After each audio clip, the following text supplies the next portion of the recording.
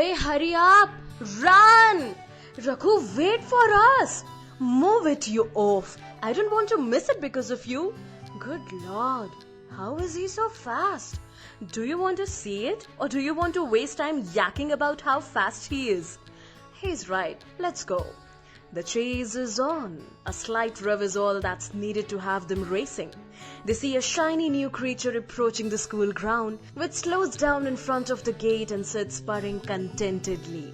Clenching their fists, they pour all the energy from every fiber of their being into the last few meters of the sprint. As they close in on the heavenly creature, the real blow of its beauty hits them.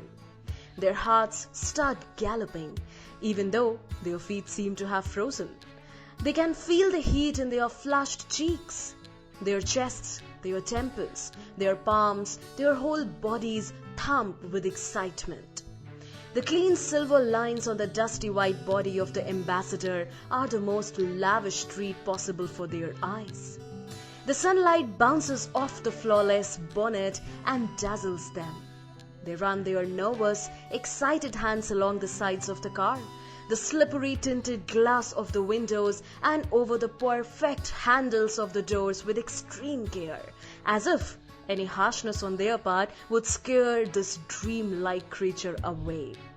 The joy of the moment, though, vanishes when a callous voice interrupts their trance. "Hey! Don't touch the car! Get away!" "Can we sit in?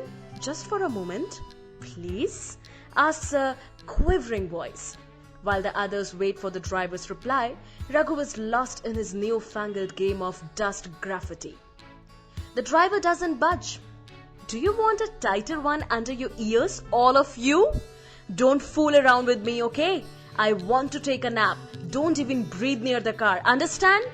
The boys give him the dirtiest glare they can manage and cheekily touch the metal of the car one last time, which earns them another earful from the driver. They scamper away before the driver can make good on his threat.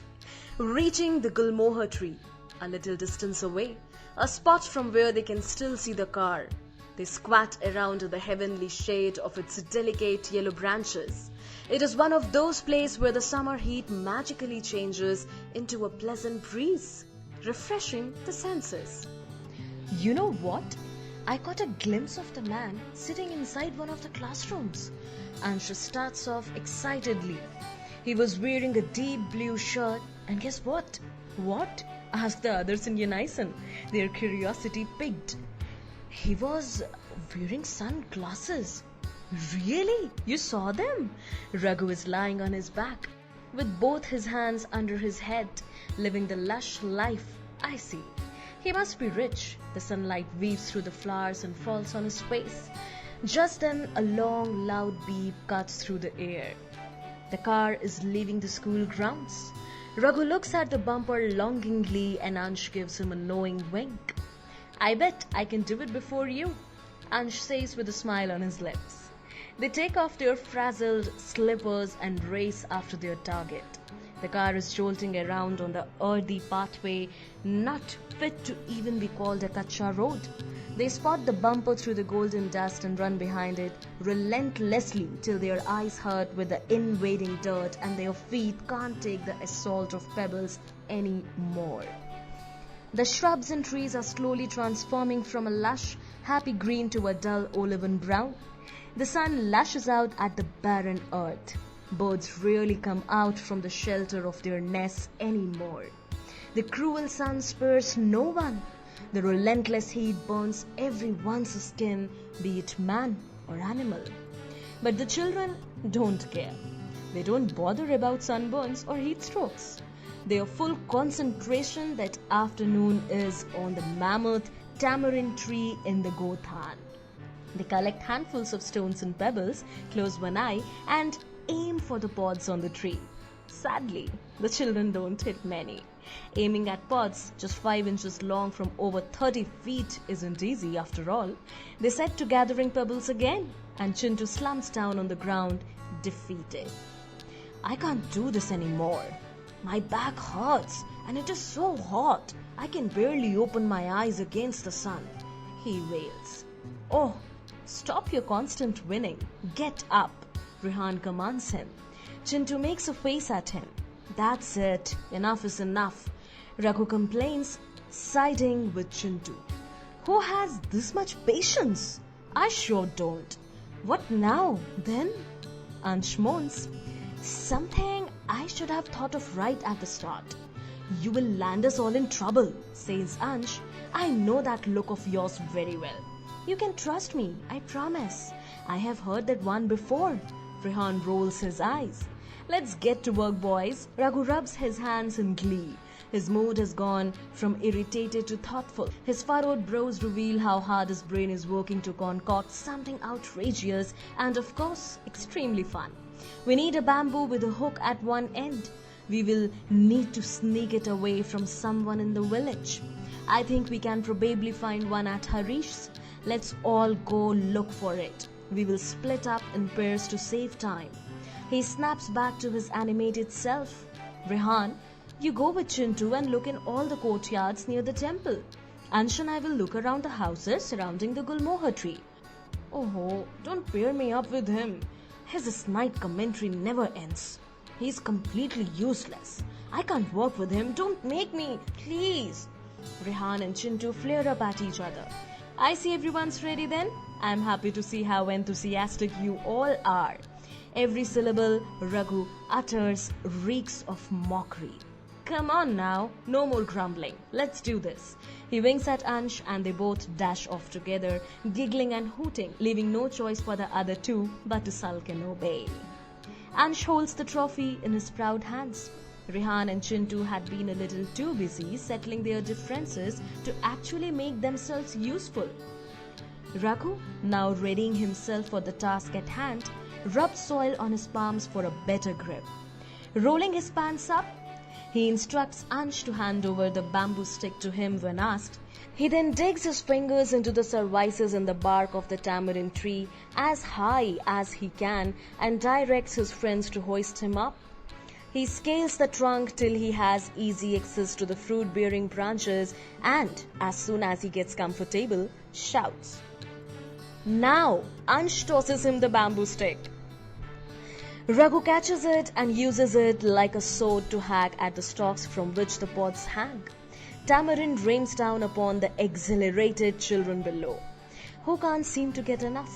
They stuff the pods into their pockets till they overflow. When all the pods in Raghu's proximity run out, the ambitious boy extends his reach towards those a little far out.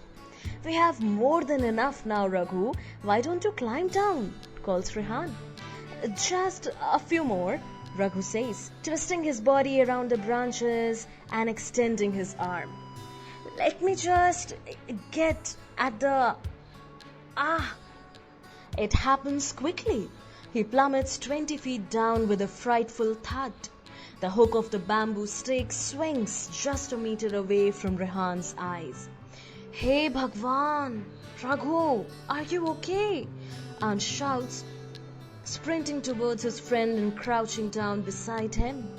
Scared stiff, Chintu is muttering to himself about how much that would have hurt, while Rehan is just thankful that both his eyes are still intact. Raghu feels a throbbing ache beginning to creep up from his lower back and spread to the rest of his body. It hurts, but he also feels numb at the same time. Blotches of black blot out his vision. I'm okay, he manages to utter. Are you sure? Should we take you home? Raghu sits up and glares at Ansh. Do you or do you not want to finish what we started? Ansh sighs. Fine then, let's go to my house. What are we waiting for? Raghu leads the way, somehow dealing with the pain. A whole year has passed since they last tasted tamarind. They sit on the cot in a circle and empty their pockets. Cracking upon the shells, they separate the seeds and the fibers from the delicate flesh, which they collect in a bowl. Chintu is told to get up and go out in the sun again to find the right sticks, which are then washed hurriedly. Meanwhile, Ansh brings out the spice box from the kitchen. Spiced tamarind balls make for juicy lollipops. They suck happily at their hard-earned treats, deciding to go over to Salil's pan stall for some gossip. They slowly make their way to the shop, savoring the tang. As the adrenaline rush fades, the soreness in Raghu's limbs starts to flare up. The laughter and the chit-chat at the pan stall help him drown the pain, but not for too long. Raghu gasps as the pain grips him in the wee hours of the morning. He has not told anyone at home about his misadventure earlier in the day. But now that the left side of his body feels paralyzed in a pulsating ache, he creeps up to his mother to tell her, "Shh, quiet now, it's okay. I have told you not to act like a monkey before, haven't I?" His mother whispers and ruffles his disheveled brown hair. "It isn't a big deal, nothing to worry about. Shh, stay quiet, child. Don't wake your father up." They hear the rustling of sheets behind them and freeze. His head in her lap and her hand hovering over his hair when they hear Shiva's voice. "What is it? What's the matter?" The hoarse voice is dangerously close. Nothing. It's nothing." Yashoda stutters. Raghu can't seem to fall asleep. "Great. Now tell me what's really cooking here?" Shiva says, sitting up. He has always been able to see through people. As if the quiet that follows isn't bad enough, he arcs his eyebrows and commands, "Speak." Raghu obeys and gets up from his mother's lap. "The thing is, my friends and I went tamarind hunting and we couldn't get any downward stones, so I climbed the tree. And then, let me guess, the inevitable happened. You fell and hurt yourself, correct?" He looks at them with frighteningly red eyes. Yes. "Thought so," he says, nodding aggressively. "Have you done anything constructive today?" "Well, that depends on His mother pinches him hard. He exhales. "No. You really are a blockhead, aren't you? How many times have I told you to come out of your dream world and study a little just for a change? Or have you decided to be useless for the rest of your life?" Raghu ignores the second question. "Many times," he says through gritted teeth. "And why did you feel the need to climb up the thing? Stone throwing seemed too tame for your liking." "It's not that, Baba. Of course it's that. All you ever want to do is prove that you are different from the rest and you are the best, that nobody can ever match you. Well, you are far from close, miles from it. You won't know how to survive in the real world, how to swim in the crowd, stay afloat. Even if you are the best, there will always be someone better than you. Stop trying to prove your worthless point and start working towards doing something that's worth doing." He jabs a thick finger into Raghu's chest as he spits out the words. It adds to the hurt, but Raghu just sits still and quietly bears it. "Now, I don't care if your arms or your legs or your entire body is hurting, you still have to come to the field tomorrow. There's a lot to be done." Shiva dismisses them and goes back to bed as if nothing has happened. Raghu wishes, not for the first time, that he had been born in another house, but with the same mother. He loves her too much. He gets blamed for something he didn't do. Baba doesn't care. He almost drones. Baba doesn't care. He falls off a tree. Baba doesn't care. Baba just never cares. He has dreamt of it many nights. What a sweet deal it would be to not have to deal with the only hindrance he has ever faced. He hates his father for doing this to him, to them. All he had wanted to do that day was have a good time. Was that really so bad, wanting to have fun? Baba didn't have to react the way he did.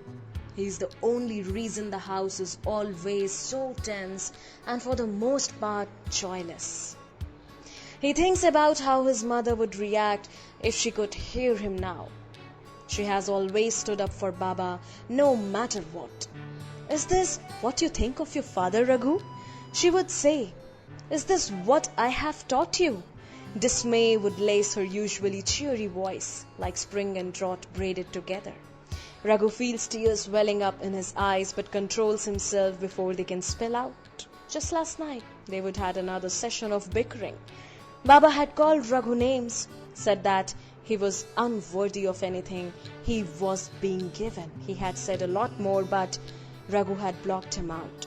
Fresh tears had dampened his eyes as he had walked away mid-sentence and lain down on the mattress at the very edge, silently crying himself to sleep.